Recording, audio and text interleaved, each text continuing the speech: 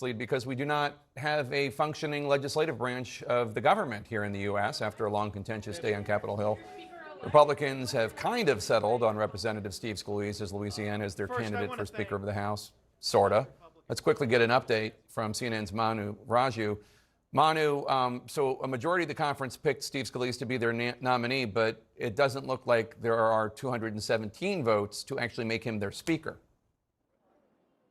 Yeah, that's right. In fact, Steve Scalise is far short of the votes he needs to be elected speaker. He was nominated by a majority of the conference. He needed to surpass the 111 vote threshold. He got 113 votes. But in order to get elected to the House, you need 217 votes. And we are told that he is more than a dozen votes short at the moment. And right now he is meeting be in his office with members individually trying to assuage their concerns. But leaving those meetings, a number of those members are indicating they have concerns, everything ranging from his views to his positions on some key issues, the fact that he's been in the leadership, as well as one member raising concerns about his health, because Steve Scalise now battling blood cancer, though he's treatable and says he's on the mend.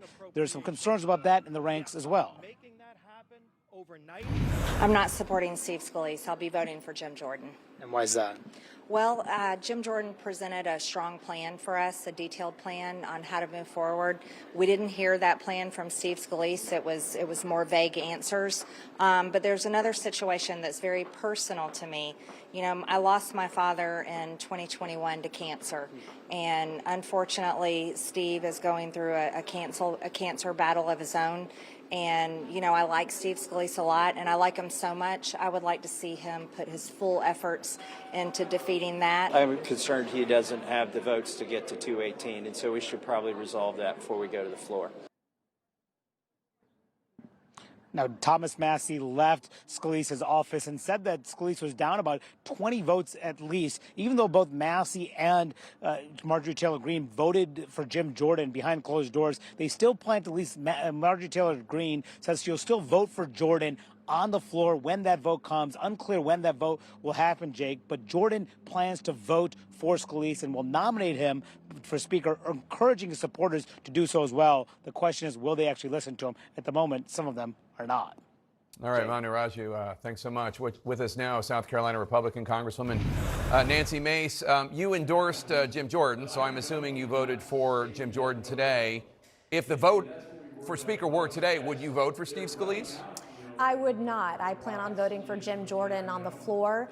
I've been very vocal about this over the last couple of days. I personally cannot, in good conscience, vote for someone who attended a white supremacist conference and compared himself to David Duke. I would be doing an enormous disservice to the voters that I represent in South Carolina if I were to do that. So this is a reference to in 2002, Scalise spoke before an extremist group founded by David Duke called the European American Unity and Rights Organization. In 2015, when this was first reported, Scalise said it was a, quote, group whose views I wholeheartedly condemn. It was a mistake I regret, and I emphatically oppose the divisive racial and religious views groups like these hold, unquote. Is this the main reason why other Republicans are concerned about Scalise? I can't believe that Marjorie Taylor Greene would be upset about this. Well, she mentioned his health as a reason that she was not supporting him. There are others that don't understand what the path is moving forward on spending bills or a continuing resolution. There are others with me that represent districts that would not support someone who attended those kinds of events in the past. And so, you know, also as a woman, I have grave concerns as a woman in balancing the protecting life and protecting women's rights. And so we were supposed to have this vote today at 3 p.m. on the floor. That vote has not happened because he does not have the votes. It's the number that I'm seeing is far higher than 12.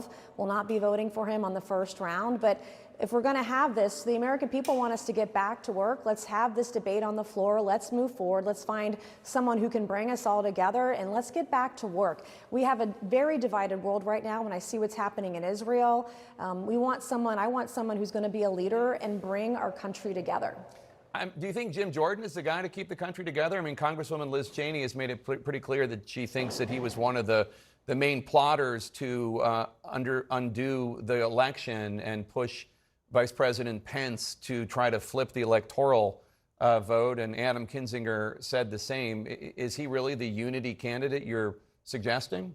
Well, I am someone who voted to certify the Electoral College every vote that night on January 6th, and I was a very vocal person who was opposed to what happened on January 6th. We're not going to agree on everything. Certainly with any speaker, that's what this is about. We need to find someone who can bring us together, and if it's not Jim Jordan, then who else will it be? And I think there's some other names being tossed around, but my vote will go to him, at least on the first round on the floor.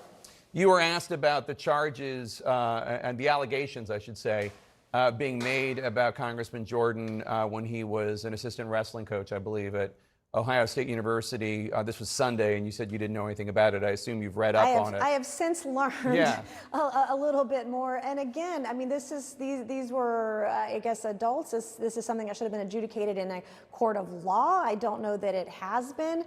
And again, we can't make decisions based on rumors. We should make them based on facts. I do want to move our country forward. I want a leader that we can trust and who's going to work hard for the American people and can bring, even in some cases, both sides together on different issues. Yeah, I mean, I'll just suggest that there are grown men who today are saying Jim Jordan knew about this doctor who was molesting them, and he's a liar, and he shouldn't be speaker. But moving on. I mean, has that been adjudicated in a court of law would be my next question. I mean, where is that? But I'm just saying they're saying it on the record. But beyond that, moving on, who are some of the consensus candidates if it goes to a third round, fourth round, fifth round?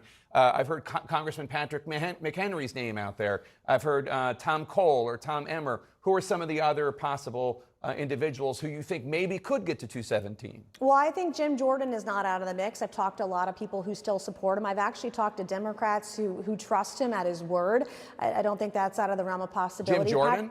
Yes, I've talked to Democrats over the last week on who do they trust, even though they wouldn't agree with him on many issues. He is someone. The Jim Jordan from Ohio? Oh, yes, the Jim Jordan from Ohio. Democrats in Congress? Yes, they can work with him, and those that Name I've one talked to. Democrat from Congress that trusts Jim Jordan. Name people off the record. They trust him more than they trust the former speaker. In my private conversations with Democrats, I will say that. I will also say that other names that I've heard are Patrick McHenry, like you said, and also Tom Cole. Really, what people want is someone that they can trust and who will be true to their word at the end of the day. Okay. I'm not sure I'm buying the thing about Democrats trusting Jim Jordan. I talk to people on both sides of the aisle all the time. Oh, I Jake. believe that. I believe that. I just don't know how much I believe the thing about Democrats trusting Jim Jordan. I'm not saying they're going to vote for him. I'm saying they trust him more than they trust the former speaker. Well, that's not really a high bar now, is it? Not at all. Congresswoman Nancy Mace of South Carolina, always good to have you on. Thank you so much. Thank you.